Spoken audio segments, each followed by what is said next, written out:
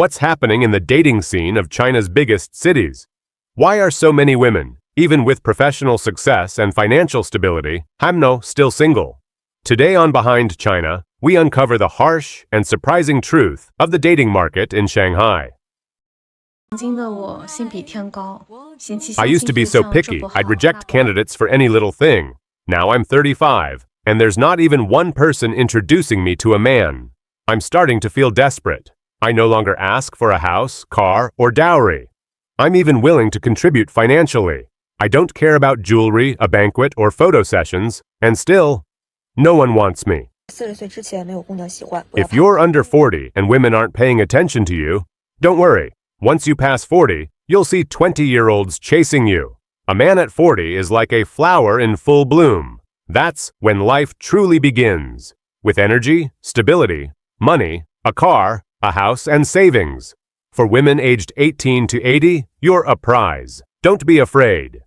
According to China's leading matchmaking platform, which studied provincial capitals and first- and second-tier cities, focusing on people aged 25 to 40, they found that, in Chengdu, the ratio is 1 man for every 43 women, in Xiamen, 1 for every 33, and in Shanghai, 1 man for every 30 women in the dating market. I'm 37. I've been going to arrange dates for more than 7 years. My conclusion: after 30, I haven't met a single normal guy. Not even a decent one, just normal. Before I turned 30, I still had options, but I didn't appreciate them. Now I deeply regret it. Sisters, if you meet a normal guy on a date, go for it. Because after 30, not even that shows up. These days, normal is the highest standard in dating. In Shanghai, there are already over 1 million single women, and 400,000 of them are over 40. A local matchmaker gives a stark warning: the dating market is ruthless, and many women will need to adjust their expectations if they don't want to stay alone. With my experience as a matchmaker, many women are bound to grow old alone. Why? Because they fit these patterns. 1. High incomes but no savings. They can't afford a home. 2. They've dated successful men, so their standards are sky high and they won't settle. 3. Successful men aren't looking for women over 40. Even if a guy has a good family background, his parents won't let him marry an older woman. And men who are worth it mostly want someone within a certain age range. Wake up, ladies! Why are there so many more single women than men in Shanghai? It's not just Shanghai. Other top-tier Chinese cities show the same trend. A relationship expert breaks down the reasons. First, many men give up on Shanghai because of its insanely high housing prices. They simply can't afford it by 30. So they move back to their hometowns. But women stay. They're chasing careers, becoming executives, starting businesses, gaining residency. Buying a home can wait. Second, the more successful a woman is, the smaller her dating pool becomes. If she's earning a lot by 30, her coworkers are either married or want someone younger. If she didn't lock in a good match in her 20s, the search gets harder. Third, many work in female-dominated industries, barely any single men around. And why are some women still unmarried after going on thousands of dates? Why is it a good idea to marry a woman from Shanghai? Here are 4 reasons. 1. In Shanghai, dowries aren't expected. Most women are only daughters, and their parents often support the new couple financially. 2. Their parents know boundaries. They won't interfere in your marriage, but if you need help, they'll be there. 3. They know how to run a household. Before marriage, they may seem picky, but that's just to test your sincerity. After marriage, they're practical and efficient. 4. They're financially smart. They compare prices, budget, and prioritize value. The one thing to note: many Shanghai women grew up without being expected to do chores, so they often don't take them on. Even so, they're seen as highly valuable partners, with strong skills in managing both home and family.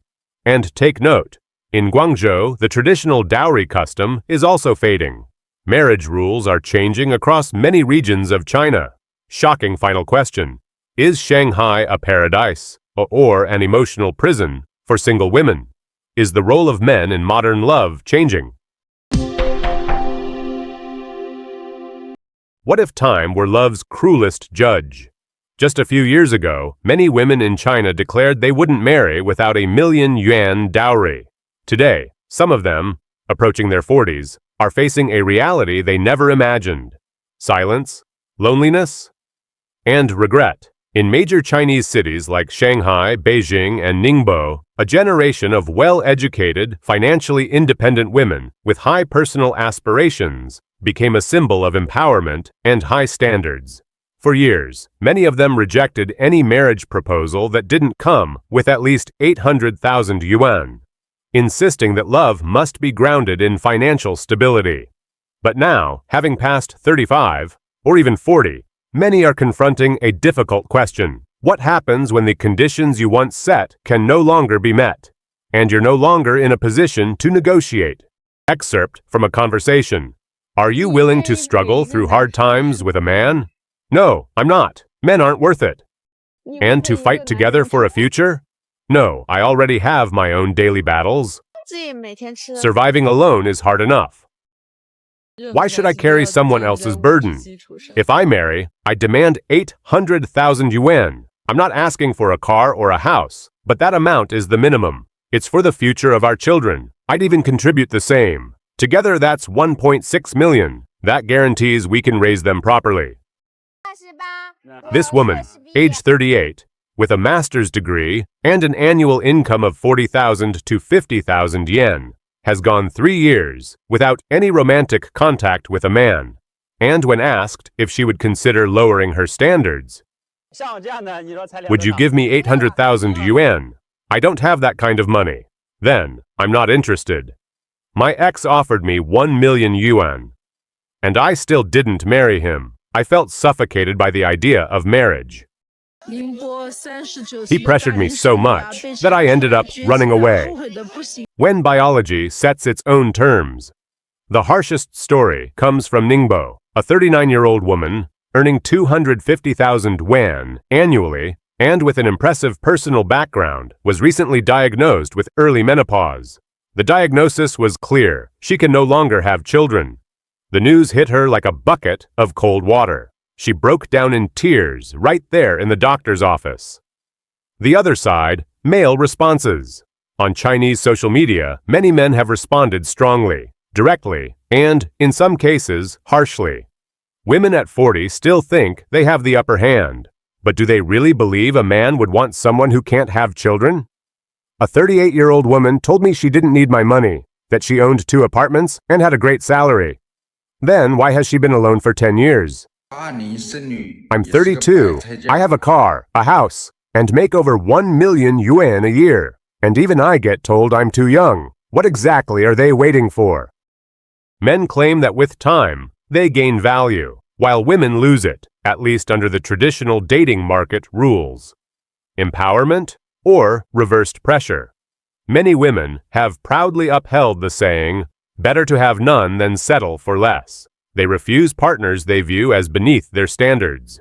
But the societal counter-question is unforgiving. Why aren't the men who are supposedly at their level choosing them? Why do they prefer to marry women 10 years younger? What's the real worth of your success if no one values it with you? The stories of these women reflect a hard truth of our times. Love doesn't always reward success or patience. Material standards, age, and personal expectations now mix in a game that's getting harder to win. In a society that still prizes fertility, youth, and submissiveness as feminine ideals, many urban women are forced to choose between holding on to their standards or facing a solitude they never asked for. While countless women navigate the social fallout of their romantic choices, there's another silent force reshaping life in China's biggest cities. An economic transformation affecting all levels of society. Guangzhou, China. A growing number of Chinese citizens are embracing what's being called extreme low consumption, a trend marked by drastic spending cuts in response to shrinking incomes, economic uncertainty, and internal circulation policies. Even in first-tier cities like Guangzhou, Where prosperity once seemed immune to downturns, daily life now reveals a stark picture of economic restraint. 4 yuan for a meal, and this is Guangzhou, a global city. I can still smoke and drink if I want to. Last week in Singapore, a meal at McDonald's cost over 100 yuan, and smoking wasn't allowed. Why are Guangzhou shopping malls, even Aeon, seeing fewer and fewer people? Is this what's happening across Guangzhou's retail scene? Today at Sunac Mall, the place was nearly deserted. Is the economy really this depressed? The phenomenon has resonated widely online. Budget-friendly services like 10 yuan haircuts are thriving, while upscale salons report dwindling business. In transportation, flights from Qingdao to Harbin are selling for as little as 98 yen, yet remain unpopular. Green trains, which are slower but cheaper than high-speed rail, are seeing a resurgence. In Beijing's financial district, white-collar workers now bring homemade lunches or queue alongside laborers for 12 yuan boxed meals. In Guangzhou, some meals sell for just 4 yuan, and those shops are thriving. Consumer habits there appear to have regressed by 2 decades. Despite nearly 19 million residents, Guangzhou's shopping malls are emptier than ever. Jiangxia Xintiandi Mall in Baiyun District, its second floor is lined with restaurants, but they're all closed. I went up to use the restroom and found the place completely deserted. The first floor was lively. The second was eerily quiet. At 10 a.m., I visited RT Mart. I was alone in the elevator. The supermarket was empty. Clothes were cheap. This dress was 39 yuan, and yet few shoppers were around. Everyone is cutting back. Why are so many Henan natives selling food here? Many of the local drivers are from Henan. This meal was filling. If urban management shows up, these street vendors scatter quickly. My best friend and I started selling boxed lunches at a construction site. We brought 7 boxes on day 1. They sold out instantly. Now we sell 50 to 60 per day. It's fulfilling work. Workers start leaving around 10:30 a.m., and customers arrive almost immediately. The lunchbox, 2 meat dishes, 2 vegetables, a drink, and soup for just 12 yen. Customers often ask for seconds. This is Kun Gay, a 40-year-old job seeker. With no income, he survives on just 10 yuan a day.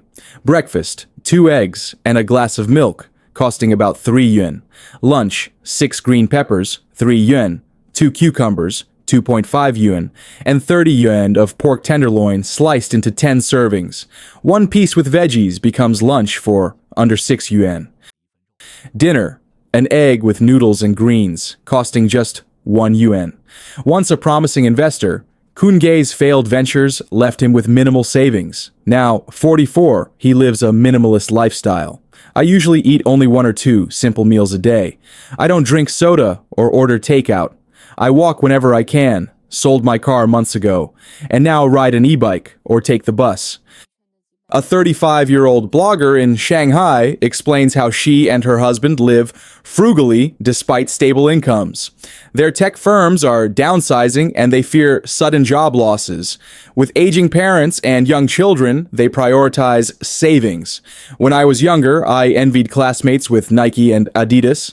Now I carry a free community-issued canvas bag and wear a 30 yuan t-shirt with pride. At home, she joins her father-in-law in the kitchen. Tonight's dinner, spicy chicken wings, stir-fried potatoes, and bacon from their hometown. Eating out is rare now. In the past, 1 hot pot meal could cost 600 to 700 yen. Now, that feeds the family for an entire week. A new iPhone costs over 10,000 yuan. The same amount could buy a full suite of home appliances. Without a concept of money, it's easy to overspend. A couple born in the 2000s, living in Foshan, earn about 12,000 yuan per month and limit daily expenses to 10 yuan each. They cook every day to save money and avoid takeout. Dinner for 2 costs just 3.6 yuan. They say thrift is not shameful. It's necessary. Saving money is the most dependable way to build financial security. It's not about how much you earn, but how much you save. Without frugality, Even a high income won't last. In a nation once defined by rapid growth and rising consumption, a quiet revolution is underway. One meal, one yuan, one choice at a time. As wallets tighten, frugality is no longer a necessity for the few, but a lifestyle for the many.